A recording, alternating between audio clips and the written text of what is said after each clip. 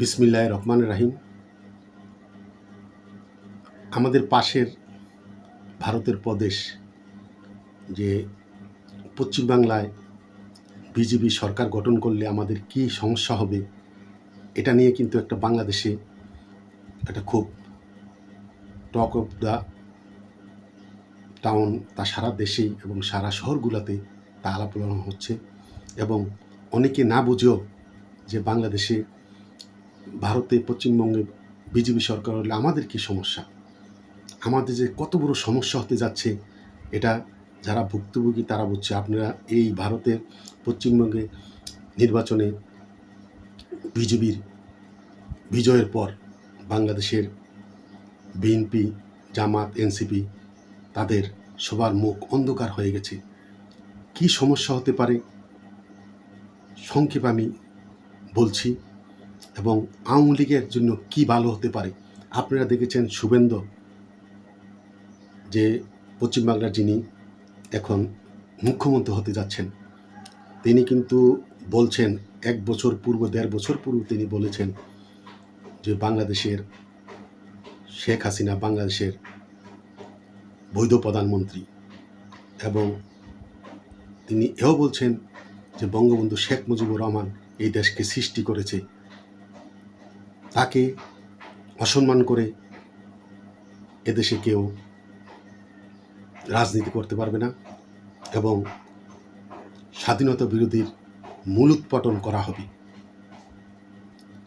এও বলেছেন যে বাংলাদেশ স্বাধীনতা যুদ্ধে ভারতের হাজার হাজার সৈনিক মৃত্যুবরণ করেছে, এবং অর্থনৈতিকভাবে ভারত সব সমস্যা পড়েছিল। 1 কোটি মানুষকে থাকার খাওয়ার ব্যবস্থা করেছিল। আমি সংক্ষেপে বলছি, প্রথম যেই সমস্যাটা হবে, এই 2-3 দিনের মধ্যে তারা শপথ নেবেন। তারা আগেই বলেছিল, বিজেপি শুভেন্দু আগেই বলেছিল, যিনি মুখ্যমন্ত্রী হচ্ছেন, তারা যখন ক্ষমতা গ্রহণ করবেন, বিজেপি ক্ষমতা গ্রহণ করার 45 দিনের মধ্যে বাংলাদেশের বর্ডারের চারিদিকে তারা তার কাটার বেড়া দেবে। আপনারা দেখেছেন দীর্ঘদিন ধরে তার কাটার বেড়া এদিকে দেওয়া হচ্ছে না। তার কাটার বেড়া দিতে গেলে বাংলাদেশ থেকে বাধা দেওয়া হচ্ছে, এবং পশ্চিমবঙ্গে যে মমতা সরকার ছিল, সে এই তার কাটা বেড়া দেওয়ার জন্য যে জমি অধিগ্রহণ করতে হবে, আজকে 10 বছর চেষ্টা করেও বিজেপি সরকার তা করতে পারে নাই। মমতা ওদিকে কোনো জায়গা দেয় নাই, ভূমি অধিগ্রহণ করতে দেয় নাই, যার জন্য তার কাটা বেড়া। কিন্তু বিজেপি বলেছে যে পশ্চিমবঙ্গে বিজেপি সরকার গঠন করার 45 দিনের মধ্যে এই তার কাটা বেড়া ধরা হবে। এই প্রথম হলো তার কাটা বেড়া।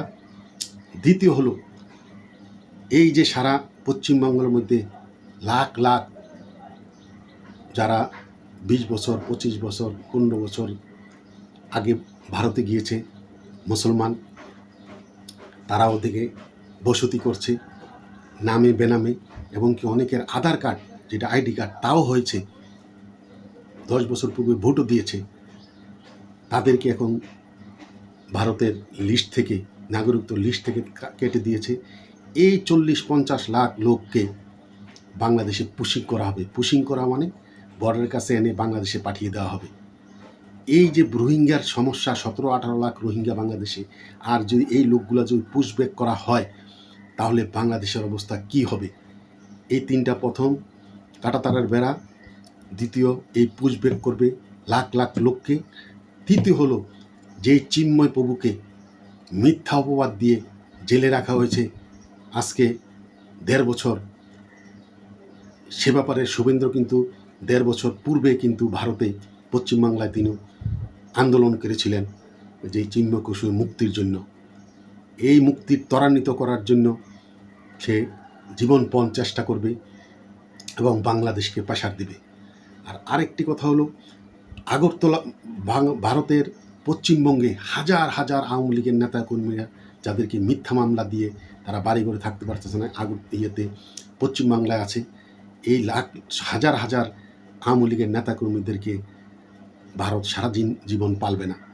তাদেরকে বাংলাদেশে পাঠানোর জন্য এই সরকারের উপরে এমন প্রেসার দিবে, সরকার বাধ্য হবে এই মিথ্যা মামলা উঠিয়ে নিতে, এবং আদালতের মাধ্যমে তাদেরকে জামিন দিতে, না হইলেও বাংলাদেশে এক অরাজকতা অস্থিতিশীল অবস্থা সৃষ্টি হবে। আর আরেকটি কথা, ভারতের বাংলাদেশের চারিদিকে ভারতের বিভিন্ন প্রদেশ, এর মধ্যে 5টি প্রদেশ ভারতের বাংলাদেশের বর্ডার সাইডে: পশ্চিমবাংলা, আসাম, মেঘালয়, ত্রিপুরা এবং মিজোরাম। আপনারা দেখেন, পশ্চিমবঙ্গে বিজেপি সরকার, আসামে এই শুভেন্দু সরকার বিজেপির, আসামে হেমন্ত বিজেপি সরকার, মেঘালয়ে কনকট সাংমা, তিনি ওখানে স্থানীয় একটি দলের হলেও বিজেপির সমর্থনে তিনি সরকার গঠন করেছে, এবং ত্রিপুরাতে মানিক সাহা বিজেপি সরকার। যদি এই 5টি প্রদেশ থেকে যদি একসাথে পুশব্যাক করা হয়, বাংলাদেশের কি একটা অবস্থা সৃষ্টি হবে। আর সবচেয়ে বড় সমস্যা হবে আরেকটি, বাংলাদেশের ভিতরে যেভাবে জঙ্গির উত্থান হয়েছে, যদি ভারতের কোনো জায়গায় একটা বোম ব্লাস্ট হয়, জঙ্গি আক্রমণ হয়, তাহলে কিন্তু বাংলাদেশের, আগেও বলেছে ভারতের অমিত শাহ স্বরাষ্ট্রমন্ত্রী, তিনি কিন্তু আগেই বলেছেন যে পাকিস্তানে যেভাবে সিঁদুর আক্রমণ করেছিল, যে পাকিস্তানের ভিতরে গিয়ে শত শত কিলোমিটার ভিতরে গিয়ে ওখানে বোম্বিং করে জঙ্গি আস্তানা ঘুরিয়ে দিয়েছিল, ঠিক তেমনি সিঁদুর আক্রমণের মতো বাংলাদেশের ভিতরে এসে যেখানে জঙ্গি আস্তানা হয়েছে সেখানে তারা হামলা করে এক অস্থিতিশীল অবস্থা সৃষ্টি করবে। তাই বাংলাদেশ আওয়ামী লীগের ইনশাল্লাহ ভারত কিন্তু আগেও বলেছে যে বাংলাদেশে একটা ইনক্লুসিভ নির্বাচন চাই সকল দলের অংশগ্রহণে।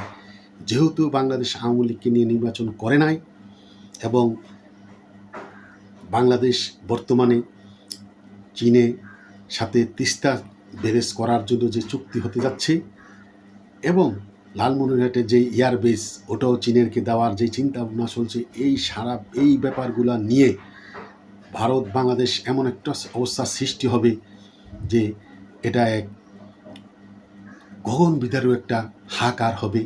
এবং আমার বিশ্বাস যে বাংলাদেশের যেই অবস্থা সৃষ্টি হয়েছে, আওয়ামী লীগ খুব সহজে 1 বছরের মধ্যে এই সরকার বাধ্য হবে আওয়ামী লীগের নিষেধাজ্ঞা তুলে দিতে। আওয়ামী লীগের নিষেধাজ্ঞা তুলে দিলে বাংলাদেশের এখন যে অবস্থা, সারা টেকনাফ নদী, তেঁতুলিয়া, জাফলংতে, কুয়াকাটা, প্রতিটি জায়গায় গ্রামে গুঞ্জে মানুষ একটাই কথা, আগেই ভালো ছিলাম, এবং শেখ হাসিনা, শেখের বেটি যারা এই দেশকে কেউ চালাতে পারবে না।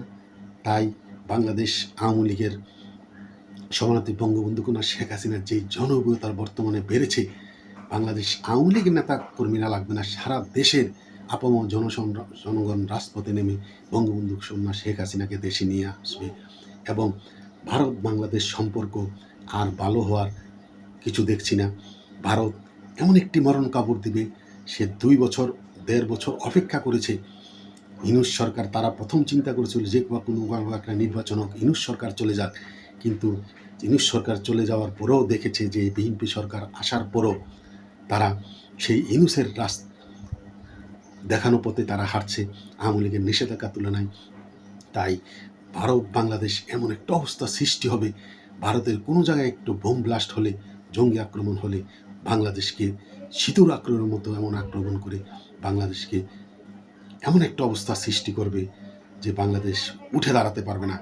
কারণ এখনও বাংলাদেশের প্রায় 40% মানুষ আওয়ামী লীগের, তারা চায় যে ভারত হস্তক্ষেপ করে আওয়ামী লীগকে, বঙ্গবন্ধু কন্যা শেখ হাসিনাকে দেশে নিয়ে আসুক। তাই সেদিন আর বেশি দূরে নাই, বঙ্গবন্ধু কন্যা শেখ হাসিনাও চলে আসবে, বাংলাদেশ আওয়ামী লীগও সারা পৃথিবীর যে যেখানে আছেন সবাই আবার রাজনীতি অ্যাক্টিভ হয়ে উত্তাল তরঙ্গের মতো ঝাঁপিয়ে পড়ে স্বাধীনতা বিরোধী শক্তিদেরকে চিরদিনের জন্য বাংলাদেশ থেকে বিতাড়িত করে একটি সুন্দর, সমৃদ্ধিশালী, উন্নয়নশীল দেশ গঠন করে বঙ্গবন্ধু কন্যা শেখ হাসিনার নেতৃত্বে, সেই আশা ব্যক্ত করে আমার কথা এখানে শেষ করছি। জয় বাংলা, জয় বঙ্গবন্ধু, জয় হোক বাংলার মেহনতি মানুষের।